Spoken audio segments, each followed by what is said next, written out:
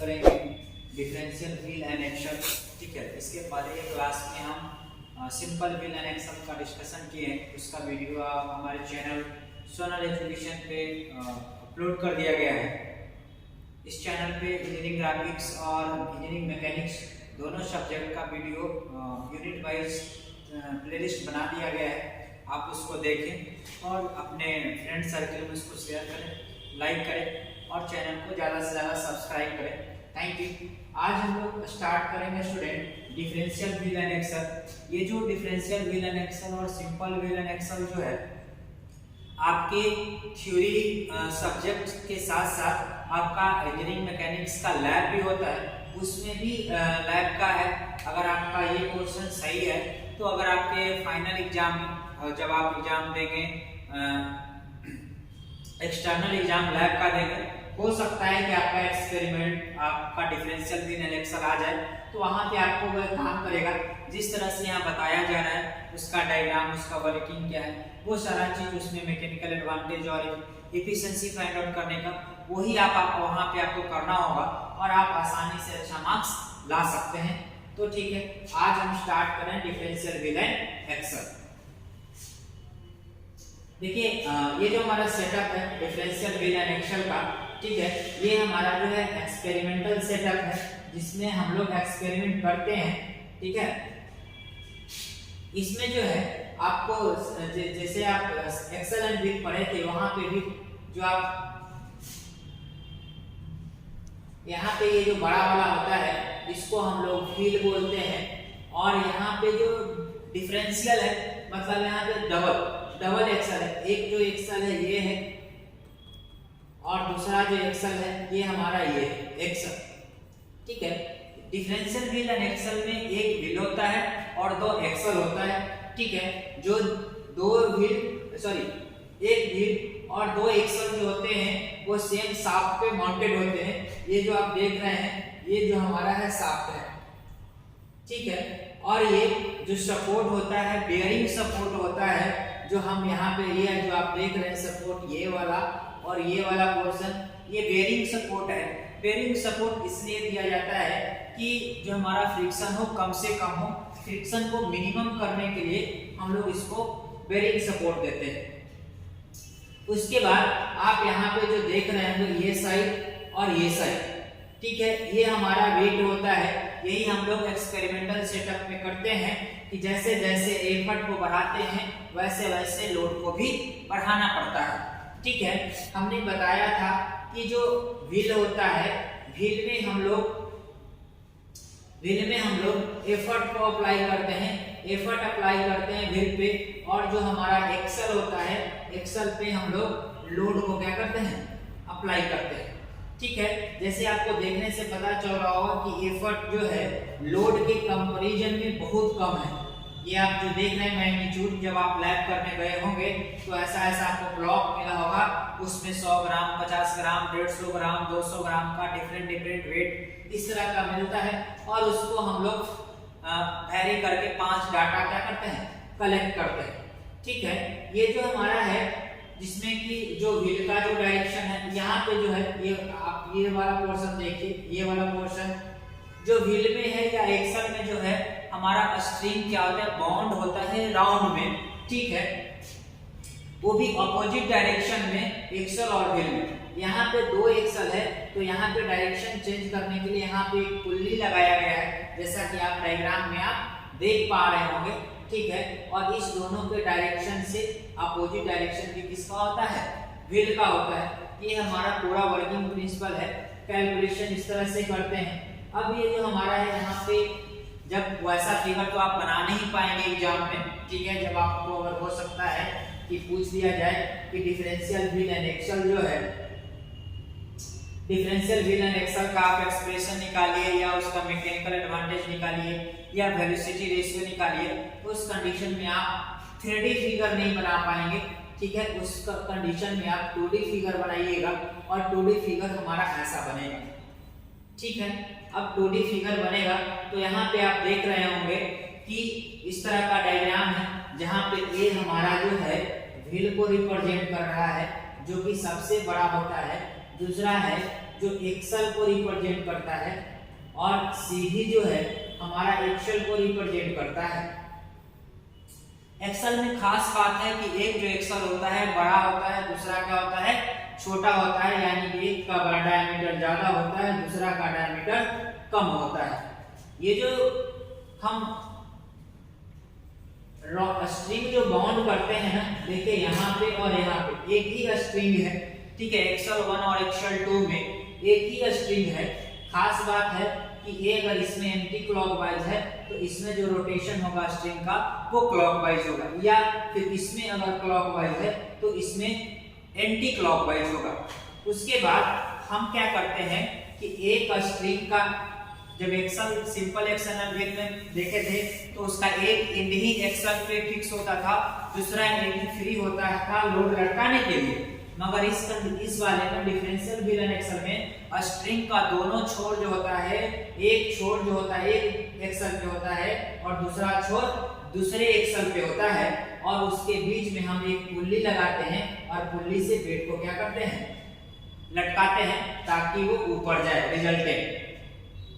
उसी तरह से हमने ये भी पढ़ा था कि व्हील में भी हम लोग एफर्ट लगाते हैं और एफर्ट लगाने के लिए भी हमको स्ट्रिंग लगाना होगा। तो स्ट्रिंग क्या करेंगे हम लोग व्हील पे एक छोर उसका फिक्स करेंगे और दूसरा छोर बाउंड करते हुए हम लोग नीचे लाएंगे और वहां पे पी मतलब एफर्ट को लगाएंगे, ठीक है। अब देखिए जब एफर्ट को लगाएंगे ना तो जब एफर्ट डाउनवर्ड डायरेक्शन में जाएगा तो ये जो लोड है ना ये अपवर्ड डायरेक्शन में मूव करेगा। ठीक यही प्रिंसिपल है, लिफ्टिंग मशीन का चैप्टर चल रहा है और लिफ्टिंग मशीन का मतलब होता है कि आप वेरी लेस अमाउंट में हैवी लोड को कैसे लिफ्ट करेंगे, कौन ऐसा इंस्ट्रूमेंट लगाएंगे जो अगर हैवी लोड है उसको कम से कम एफर्ट में कैसे उठाया जाए, इसी है। तो आप कितना एफर्ट लगाएंगे और कितना लोड उठ पाएगा, इसके लिए हमको कैलकुलेशन करना पड़ेगा।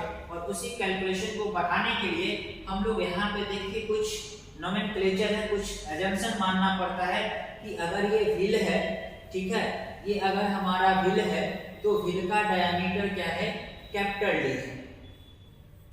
उसी तरह से अगर ये एक्सल है तो एक्सल का डायमीटर क्या है, हम बड़ा वाला है तो D1 मान लेते हैं और छोटा वाला है तो D2 मान लेते हैं, क्योंकि हमने पढ़ा था सिंपल व्हील एंड एक्सल में कि व्हील के डायमीटर को कैपिटल डी से और एक्सल के डायमीटर को स्मॉल डी से। बट यहाँ पे दो एक्सल है तो एक को D1 मानेंगे तो दूसरा को D2 मानना होगा, ठीक है।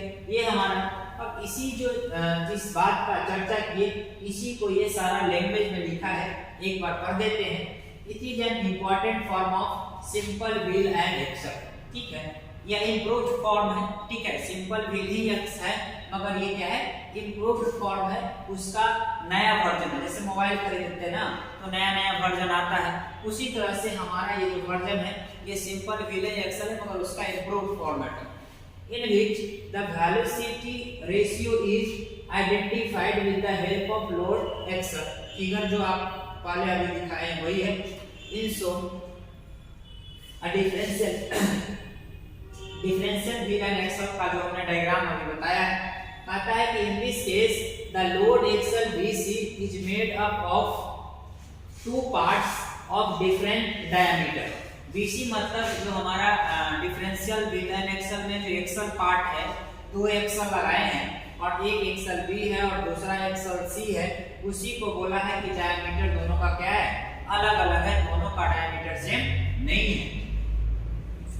Like simple wheel and axle the wheel A and axle B and C are keep to the same shaft. हमने बताया अभी कि जो हमारा व्हील और एक्सल दोनों एक शाफ्ट पे क्या होगा माउंटेड होगा, एक शाफ्ट पे ही फिक्स होगा, which is mounted on the ball bearing, ठीक है। सेम शाफ्ट पे फीड किया जाएगा, उसको रखा जाएगा और माउंटेड किया जाएगा किस पे बेयरिंग पे, to reduce the friction resistance to a minimum, ठीक है। मिनिमम फ्रिक्शन करने के लिए उसको बेयरिंग पे क्या कहते हैं माउंट करते हैं।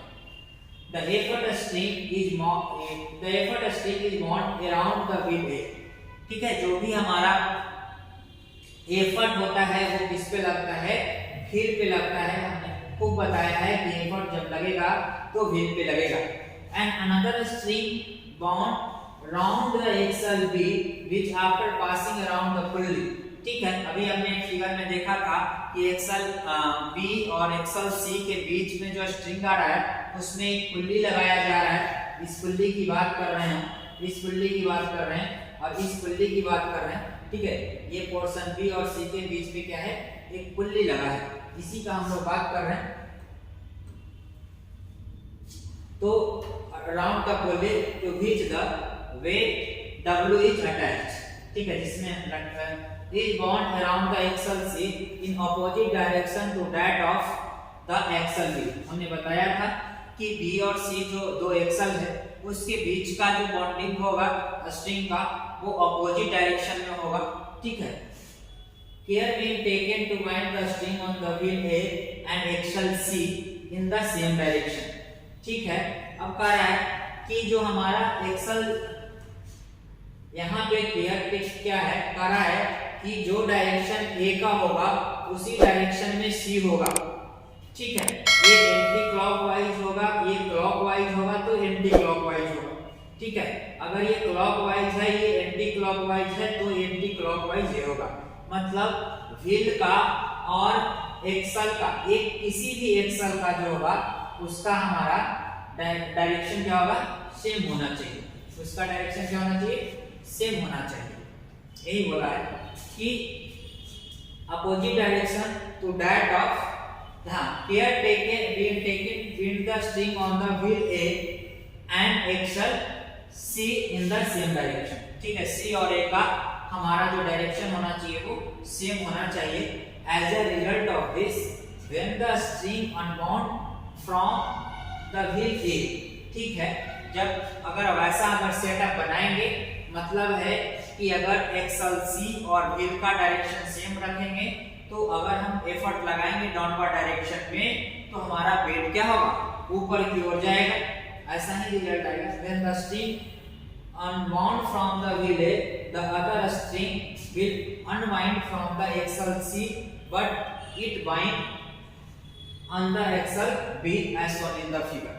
कहने का मतलब है कि अगर आप ऐसा करते हैं कि A और C का डायरेक्शन सेम रखते हैं, B का क्या रखते हैं, अपोजिट डायरेक्शन रखते हैं और एफर्ट लगाते हैं तो एक इसमें से खुलेगा और एक इसमें से क्या होगा, बॉन्ड करेगा, एक अनबॉन्ड करेगा और जो रिजल्टेंट होगा वो डायरेक्शन क्या होगा, ऊपर की ओर चला जाएगा और वेट हमारा क्या हो जाएगा, लिफ्ट हो जाएगा। ठीक है, ये पूरा लिखा हुआ है। उसके बाद हम ठीक है, अब जो हम कुछ फॉर्मूला डिराइव करने जा रहे हैं उसके लिए जो एजम्पशन अभी हम करेंगे वो है D जो हमारा है diameter of the effort wheel A के लिए, D1 जो है हमारा diameter of the axle B, D2 is the diameter of axle C, W जो हमारा है weight lifted by the machine और P जो है effort applied to lift the weight. ठीक है, उसके बाद हम लोग जानते हैं, हमने सिंपल वेज में भी पढ़ा कि जो व्हील है, व्हील एक बार अगर स्ट्रिंग 1 रेवोल्यूशन में जो हमारा सरकमफेरेंस जितना कवर करेगा वो हमारा होता है पाई इनटू डी।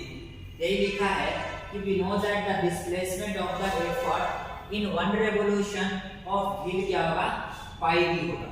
1 रेवोल्यूशन में जो व्हील हमारा होगा पूरा चक्कर लगाएगा वो डिस्प्लेसमेंट तय करेगा पाई डी।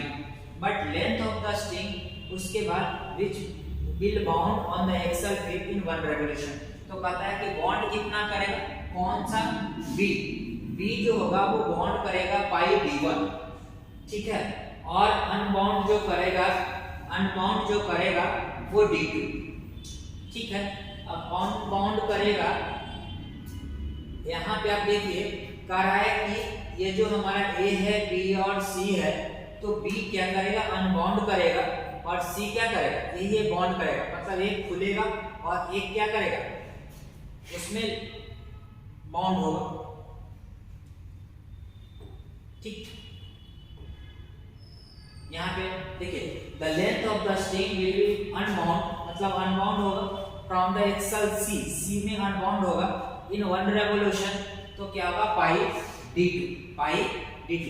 बट क्या है कि एक अनबाउंड हो रहा है, एक बाउंड होगा, तो रिजल्टेंट निकालने के लिए क्या करेंगे कि हम लोग length of the string which will be bound in one revolution, तो एक बाउंड हो रहा है, एक अनबाउंड हो रहा है, तो जो हमारा फाइनल जो स्ट्रिंग का लेंथ मिलेगा वो पाई d1 माइनस पाई d2 होगा। उसके बाद अगर डिस्प्लेसमेंट ऑफ द बेड की बात करें, कितना बेड ऊपर जाएगा, ठीक है, उसके लिए बेड कितना डिस्प्लेस करेगा, तो उसकी बात करते हैं, एवरेज निकाल लेते हैं। एवरेज निकालते हैं जिसमें हम लोग पाई d1 माइनस d2 गुना 1/2 ये एवरेज निकालिए, जो हमको बताएगा कि जो एफर्ट लगाने के बाद हमारा बेड कितना ऊपर जाएगा, ठीक है। तो ये हमारा आएगा पाई/2 इंटू d1 माइनस d2। अब क्या है, वेलोसिटी रेशियो की बात जब करते हैं तो हमने पता है कि distance moved by effort divided by distance moved by load. तो डिस्टेंस मूव्ड बाय एफर्ट हमने क्या जानना, पाई d, और अगर डिस्प्लेसमेंट या वेट कितना मूव करेगा तो होगा पाई/2 इंटू d1 माइनस d2। ये 2 ऊपर से चला जाएगा, पाई से कट जाएगा, यानी फाइनल जो हमारा आंसर आएगा 2d by d1 minus d2, ये हमारा होगा वेलोसिटी रेशियो। वेलोसिटी रेशियो के बाद हमको फाइंड आउट करना होता है मैकेनिकल एडवांटेज, और मैकेनिकल एडवांटेज बराबर W/P होता है, और एफिशिएंसी का फार्मूला होता है MA/VR, ठीक है। ये हमारा पूरा, अगर आपको पूछा जाता है कि डिफरेंशियल व्हील एंड एक्सल का डेरिवेशन कीजिए, या find the efficiency of differential wheel and axle, या find the mechanical advantage of differential wheel and axle, तो वो फिगर बनाना है। उसके बाद उसका कुछ लैंग्वेज हमने बीच में दे रखा है, उसको लिखना है। उसके बाद जो एग्जाम्पशन हमने माना है कि d1 क्या है, d2 क्या है, कैपिटल D क्या है, वो सारा चीज, डिस्प्लेसमेंट कितना आएगा फाइनल, उसके बाद वेट कितना मूव करेगा वो, और ये फॉर्मूला करके यहाँ तक अगर प्रूफ कर पाएंगे तो आपको पूरा का पूरा नंबर मिलेगा, ठीक है। अब इसके आधार पे जो हम पढ़े हैं उसके अनुसार हम एक क्वेश्चन करके देखते हैं कि इससे क्वेश्चन कैसा पूछेगा और कैसा क्वेश्चन एग्जाम में आएगा। इस टाइप का क्वेश्चन डायरेक्ट एग्जाम में आता है, ये आप समझें कि अगर इस टाइप का क्वेश्चन प्रैक्टिस करेंगे तो आपका एक भी क्वेश्चन एग्जाम में नहीं छूटेगा, ठीक है। पहले जो पढ़ाया जा रहा है आप चैनल पे देखिए, सारा वीडियो देख लें, और जो पॉलिटेक्निक का प्रीवियस ईयर क्वेश्चन है वो आप बनाएंगे तो आपको पता चलेगा कि एक भी क्वेश्चन मेरा छूट नहीं रहा है। सारा का सारा जिस चैप्टर से आप पढ़ रहे हैं वो आपको सारा का सारा क्वेश्चन बन जाएगा, ठीक है। अब करा है कि the large and smaller diameter of differential wheel and axle are 80 mm and 70 mm। तो हमने बताया था कि सबसे पहले हम अगर न्यूमेरिकल सॉल्व करते हैं तो हम लोग लिखते हैं गिवन डाटा, ठीक है। गिवन डाटा लिखने से फायदा क्या होता है कि जो दिया हुआ होता है वो एक बार लिख लेते हैं ताकि बार-बार क्वेश्चन पढ़ने की जरूरत नहीं पड़े। और जब बात कर दिया डिफरेंशियल व्हील एंड एक्सल का, तो d1 बड़ा होगा और d2 छोटा होगा। तो d1 अगर बड़ा है तो 80 mm होगा, और d2 अगर छोटा है तो 70 mm होगा। यहाँ तक कोई दिक्कत नहीं होना चाहिए। उसके बाद कहा कि the effort is applied to the wheel of diameter 250 mm। कहा है कि एफर्ट लगाते व्हील पे, और उसका जो एफर्ट है कितना, व्हील का जो डायमीटर है, और व्हील के डायमीटर को हमने बताया था कि कैपिटल D से रिप्रेजेंट करते हैं, और 250 mm दिया हुआ है। पूछ रहा है